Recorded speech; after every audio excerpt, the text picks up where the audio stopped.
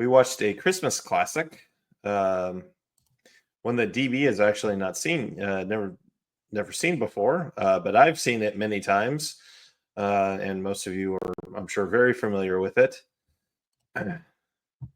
Although that's not the best image. Although let's see if maybe I can zoom in on it here. Yeah, control and then scroll. Yeah. Yeah, there we go. Yeah, so we watched A Christmas Story, which I was just saying that you had not seen this yet. Nope. And by the way, I had I was listening. I just muted so that the phone going to message in the background wouldn't get on the podcast. Okay. That's all right. Yeah. Yeah, no, I never seen this one before. I basically knew some of the outline of it, but I knew some of the scenes. You'll shoot your eye out, kid. Yeah. But I hadn't ever sat down for it, and I think I see why, given my family's preferences for Christmas movies. Because I'd say this one has a bit of an edge to it. It does, yeah. Although I'm still surprised you hadn't seen it yet, because I mean it's on Christmas Day. They show it all day on TBS. But Christmas Day, I'm usually hanging out with people who wouldn't want to watch A Christmas Story. Okay, all right. So I have an excuse. I have a note from my doctor and everything. Okay. But yeah, I mean, I can kind of see that. Yeah, it doesn't quite have the same whimsy as like the Santa Claus or Ernest Saves Christmas, or something along those lines. Right, exactly. What this is, and it kind of shocked me just how well it captured that feeling. There's like a certain stage in your development as a kid, if you're living in a family that's at least a little bit well off, Yeah. where excuse me, where if you're at least a little bit well off, where you will, where you'll have this. You'll have the Christmas where there's the thing that you want more than anything else, or you're suddenly very concerned about your Christmas haul. Yeah. Like you're old enough to have opinions about what you get. Yeah.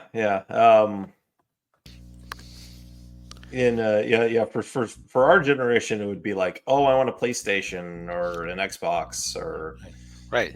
In fact, there was a straight to Max movie a couple years back called 8-Bit Christmas that was basically A Christmas Story but set in the 80s about kids wanting to get an NES. Yeah.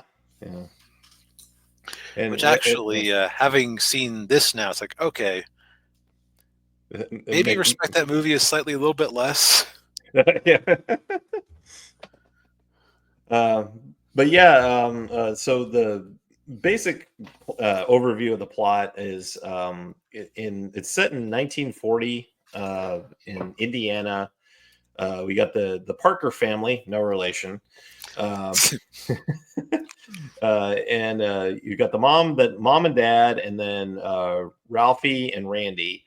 And Ralphie is 9, and I think Randy looks like he's about 5 or 6. That seems about right, because he's very much a crybaby. Oh yeah.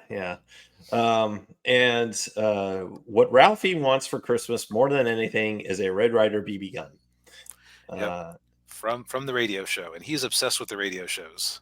Yeah. Whether it's Red Ryder or Little Orphan Annie, and he really wants this gun, but everybody tells him, he tells his mom, and his mom tells him, no, you'll shoot your eye out, and he gets it from everybody. He gets that from his teacher, and then he writes a little essay about why he what he wants for Christmas, and gets a C+ with the note, you'll shoot your eye out. Yeah. And of course the famous I'm getting too far ahead. But yeah, so he and then basically the whole movie is him trying to convince his parents to get him get him a BB gun, and dealing with the usual kid stuff, like uh, bully, his bully, Scud Farkas, who has yellow eyes, um, and and dealing with school, and then his got his dad who he likes to play crossword puzzles, and then he wins a major award. And the major award is the leg lamp, the famous leg lamp with the fishnet stockings. Which I was startled at how large that thing was. Yeah, it was tall. Yeah, I think it's because the replicas I've seen are more sensible size, like a desk lamp, instead of a freestanding monstrosity. yeah. And of course he wants to show it off because he won it, and that Right. it doesn't matter what it is, he won it, Yeah, you can kind of see where Ralphie gets it. Is it Ralphie who's the main kid?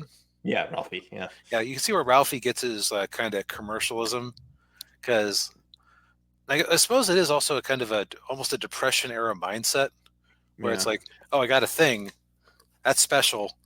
I'm not going to give up the thing. yeah, yeah.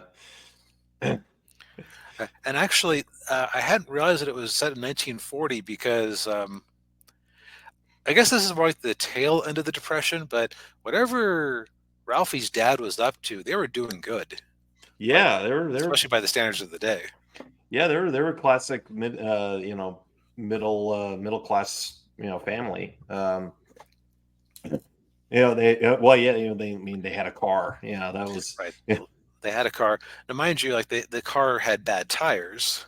right. Yeah, They had a bad boiler, but they also weren't like there was no sign that they were hungry. There was no sign that, although they did eat a lot of red cabbage.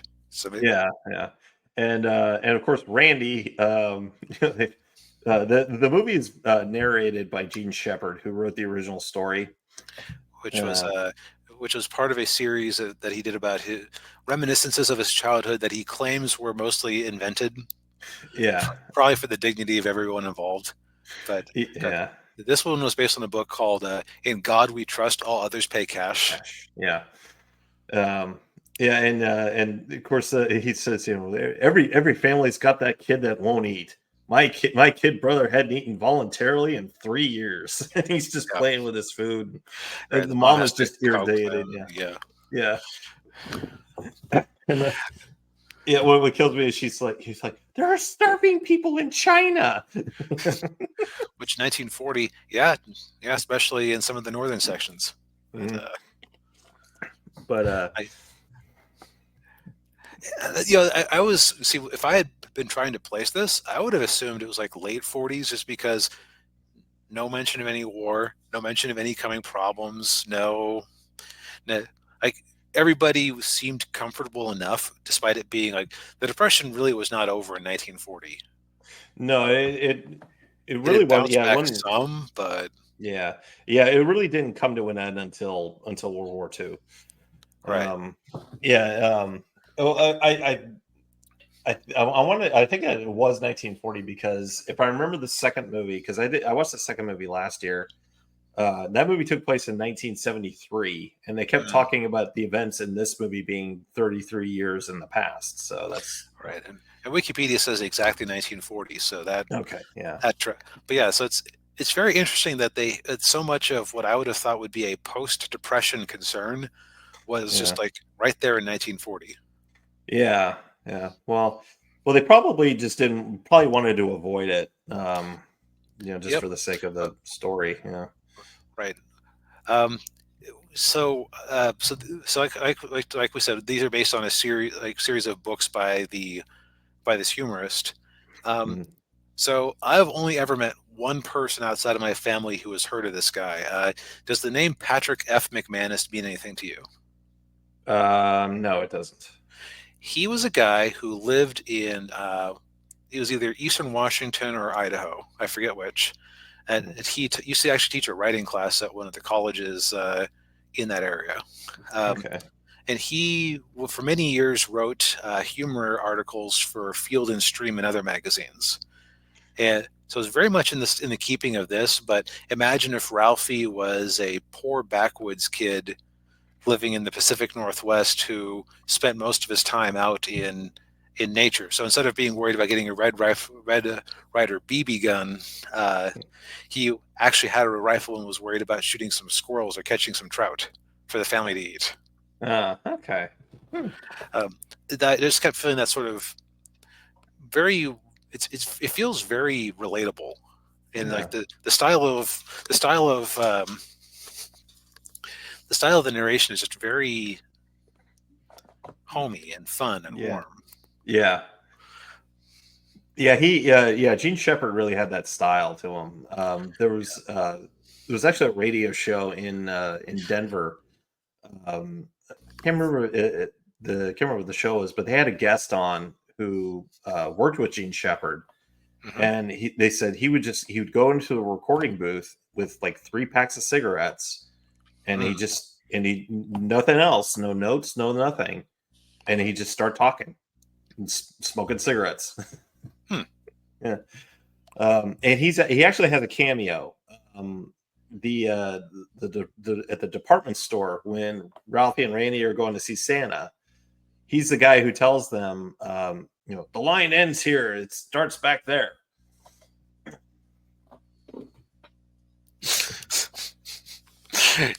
Okay, so that's always kind of neat when they can work the author into it somewhere. Yeah, yeah.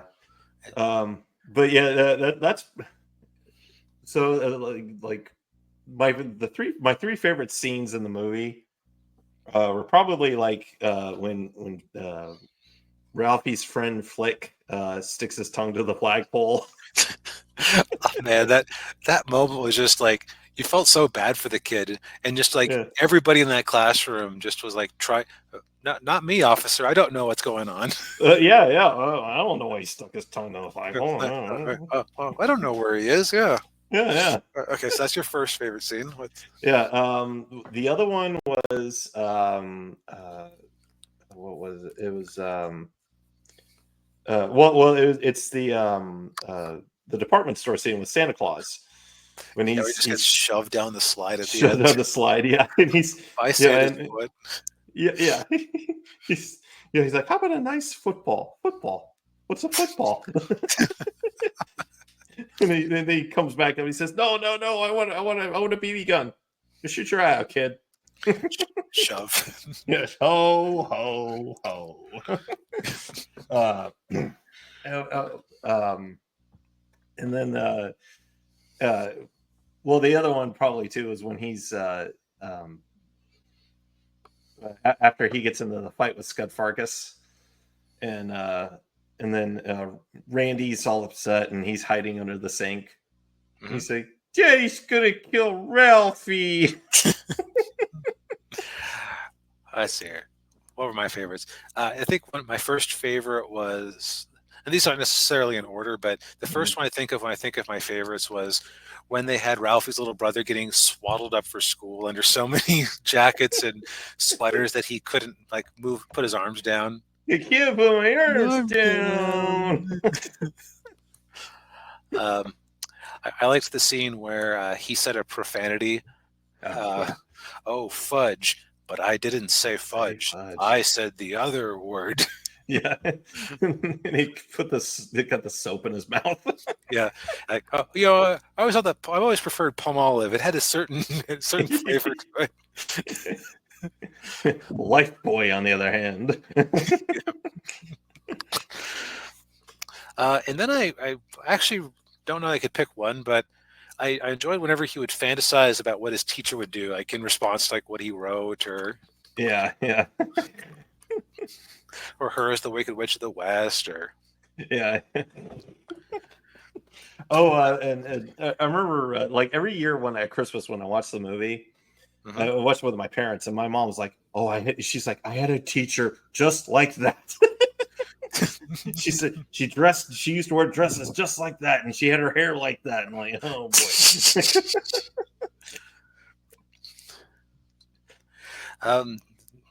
So I realized that if you hadn't ever actually seen the movie before, it sounds like we're jumping all over the place.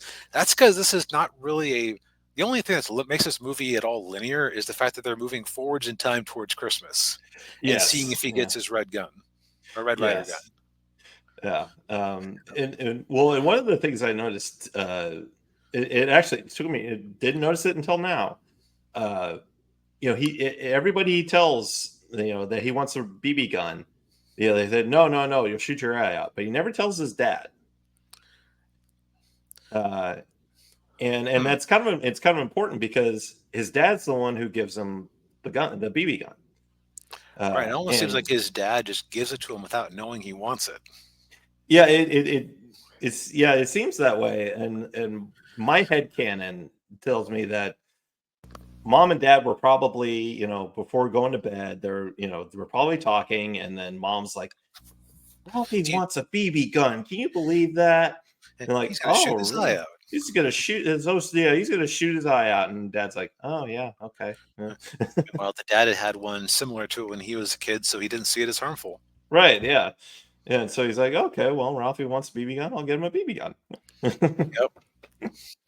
Yeah, the dad it's a very old school father figure, whereas like he's a distant figure, but he interacts with them to help him out with little projects. But like Yeah, he's also like a benevolent figure in a way that the mom isn't, because the mom is having to deal with the daily ins and outs of the children being ridiculous. yeah, yeah, But the other thing that struck me is that this thing is in a lot of places animated like a classic cartoon. yeah, Like yeah, some of the transitions are like, you know how for Looney Tunes they would do like the circle that suddenly contracts yeah, yeah, as a transition, or like a scene where he's like his fantasy scenes are always severely over the top and weird. yeah. Yeah, like the shootout scene. Right, where he's imagining fighting off a whole bunch of robbers. Yeah, yeah, Oh no, he's got a BB gun. yeah. Yeah, they did that in the second movie too, where he'd go into those fantasies. And Now, did you see the second movie or did you see the third movie? Because there's apparently there are two sequels. so I watched. I guess it was the third movie. The one I watched was A Christmas Story Christmas. That's apparently the third movie. Okay, yeah, because there was a Christmas Story 2, which uh, I've never seen that movie. I've seen clips from it, and it looks horrible. That's what I've heard. Yeah, it they like what you were saying with the cartoonish style that they would do sometimes. They took that part of it and really ratcheted it up, and like not just with the fantasy elements, but with like the performances of the actors. Like the apparently like the kid Okay. like the kid who plays Ralphie just really hams it up. But the A Christmas Story Christmas was the one that I watched, which that brought back all of the old cast. So it brought back Peter Billingsley here, who played Ralphie, Hmm. and it brought back like the two, his two friends and his brother. Not his parents though, because Darren McGavin, I think, was the actor who played the dad. Uh, I think that's his name. It's he passed away in like the mid 2000s. Mm. Um, yeah, Darren McGavin, and the mom, they recast her. It was Julie Haggerty played the mom in that movie. By the way, speaking of the mom, the actress's name is Melinda Dillon. Hmm. We've seen her boobs. Oh yeah, you mentioned that. What movie was that? Slapshot. That's right. Yeah. That's right. Like, ugh.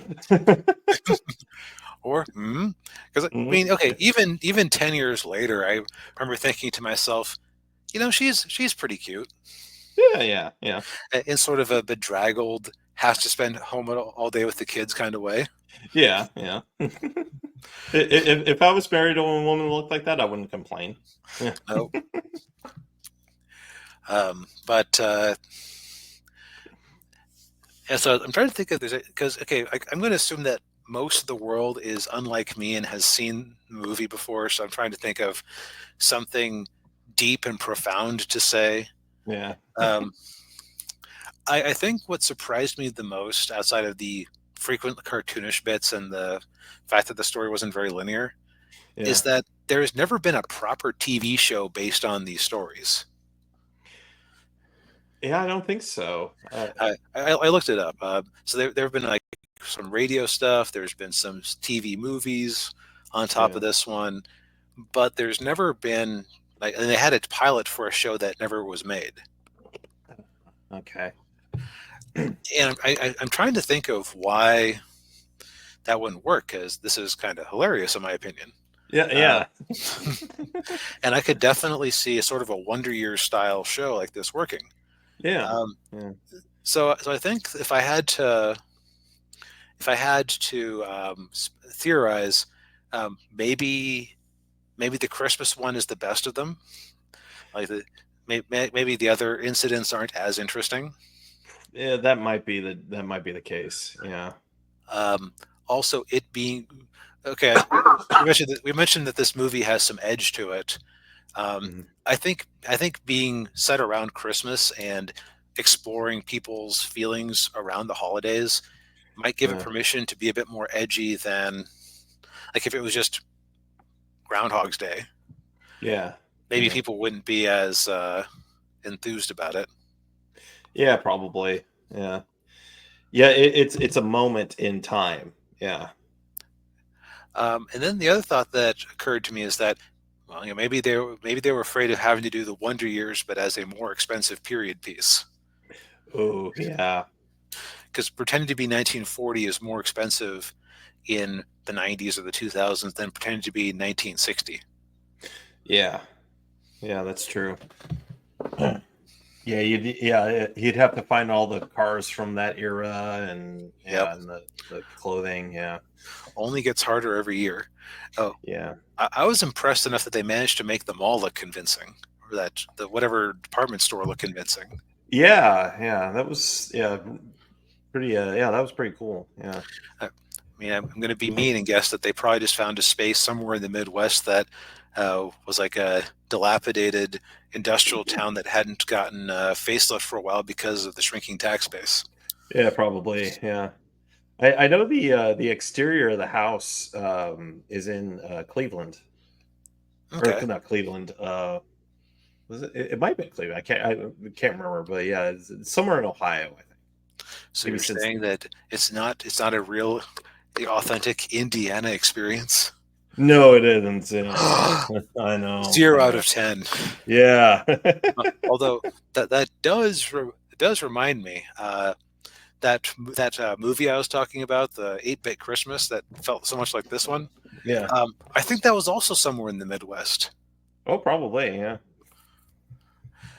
Yeah, very, hmm, very funny how close that is. But yeah, I Yeah. don't really have anything great to say besides even having no nostalgia for it outside of maybe like a little bit of pop culture and osmosis with a couple of the lines. Yeah. Um, this is like it's just a very enjoyable movie. It deals with some real emotions that a lot of other Christmas movies would shy away from. Just to like, no, it's soft and treacly, and everything is sunshine and roses, and life is special at Christmas time. When Yes. like Yeah. most of this is just mundane, everyday nonsense going on with Christmas in the background, which is much more realistic. Yeah. Yeah. Like the bully doesn't take Christmas off. The school doesn't stop making you write paragraphs at home because of Christmas. Yeah. Yeah. The furnace, always still goes out. Yeah. Yep. Still get a flat tire. Yeah. So I was just remembering the famous scene when the leg lamp breaks, and they leave it very ambiguous as to what actually happened. Uh, He accuses his wife of breaking it because she was jealous of it. yeah, and he's so angry, and he walks away, and the only thing he can say is, "Not a finger." His dad's a character. Yeah, yeah, Yeah, but yes, if you're one of those people who if you haven't seen it before, like DB, yes, definitely watch it. Watch this movie. Indeed. Yeah, it's on Max. If you don't have Max, if you have cable, wait till Christmas Day. It'll be on TBS the whole day. So, but I think we've said all we need to say for tonight.